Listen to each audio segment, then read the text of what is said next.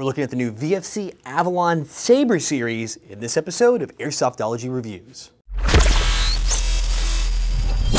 VFC has really changed the game in premium airsoft gun offerings with the release of their Avalon series rifles. So we're gonna be looking at the Saber series. There's a couple different versions in the family, but for the most part, they're gonna be the same under the hood. So let's dive on into externals first. So the Saber series of the Avalon is notable because it uses an M-LOK rail. Caliber uses key mod and has some other different features externally. So we're gonna dive on in on this one and talk about what you get. So starting with the end, you get a very unique flash hider. I mean, it's not your standard off-the-shelf A2 style. Really nicely made, all full metal, and by the way, there are very few plastic parts in this gun, so you're going to see me highlight those, but everything else, if I don't tell you what it is, just assume it's made of metal. So moving on in the externals from that flash hider I talked about, you do get a long outer barrel here, great field gun, with a great rail sitting over top of it. It's like I said, it is M-LOK, it is very lightweight. I've had a lot of guns with big rails, they can be a problem. This one is very lightweight, and you can tell. Plus, it's made of that bronze, or as a lot of us in the industry like to call it bro drab, or bronze drab. It's a really neat look. The rail itself, slightly different color than the body. That might be, I'm looking at a factory sample here, it might be together on the final release, but it's got this great satiny, bronzy kind of look that stands out from the rest. Moving across the top of the rail, you got lots of rail space end to end, holes cut here for lightweight, again, adding to that lighter rail, and plastic flip-up sights in the front and the rear. Just because they're plastic doesn't mean you're compromising. You press a button, they pop up into place. You have adjustable apertures here in the back, height adjustment here in the front. So you've got all the features you're going to get out of a normal flip-up sight. Just keep it in polymer, keep the cost down just a hair. Receiver itself is nice, smooth, clean, has that VFC logo there on the side. Everything's etched, subtle. Ambidextrous fire selector, so you lefties, be happy. You've got an M4 here, you can fire select on both sides. The right side over here, so if you are a lefty, you're using it, it's a little shorter so it doesn't dig into the righty's hands. Of course, the left one is full-size length, but you should be able to swap these out, although I like the styling on these fire selectors. They are modern, they're updated, they're not your standard off-the-shelf ones. Moving down the trigger, you got this really aggressive texture on the front of the trigger, a hook, almost kind of lightning bolt look here on the back of it. It really looks neat. They actually went styling on this flat style trigger.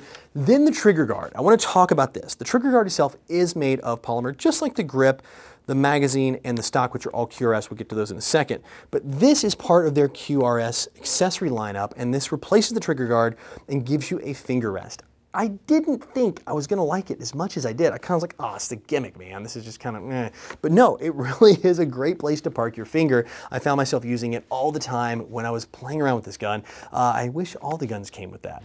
Then rounding out those external accessories I talked about, you do get that QRS 120 round mid cap waffle pattern. I like the styling on this a lot. Feeds every single BB out, no problem. QRS stock, which you guys have probably seen me talk about in some of the earlier videos. They've started to replace this on most of their VFC lineups across the line. You do have a place to put a rear bipod here. Real easy to get to the back. It hinges open. Battery storage here. You can fit a battery vertical or straight down the tube and use the side tubes just by popping those little side pieces off. And to adjust the stock itself, little trigger pull lets you adjust the length here, 6 positions, so you can get that set where you want. And the new QRS grip, really aggressive texture on the back, and the bottom is solid. I was kind of surprised to see that, but you get a big adjustment point here for an Allen screw. So rounding out the externals, we're going to jump into the internals, and that's where everything changes again. Uses the new VFC ECS mech box. They actually have taken it a whole nother revision above what they've been putting out. It's got a lot of stuff going on. Most notably under the hood, you do have a full MOSFET in here, so you're ready to go with the MOSFET out of the box. You also have 8mm bearing bushings under here, as well as a high torque neo magnet motor. So this thing, as a base gun, is ready to rip. You have all the upgrades you pretty much need and then some. If you guys want to just toss a spring in this thing, you're good to go up to probably pretty much anybody's high-end field limits, even for DMR. Finishing up those internals, it does have the one thing I do like.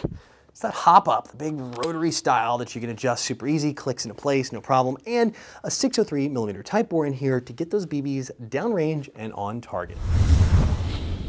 So taking the same to the Chrono, saw some really solid field numbers. I mean, it's up there. It is going to be way up there to reach out and touch your opponent, but not so much for your overfield limits. Then when you flip it to full auto, that motor and that MOSFET work together, and this thing comes alive with a zippy rate of fire. So everything you're looking for in premium airsoft gun, this Avalon series is going to deliver.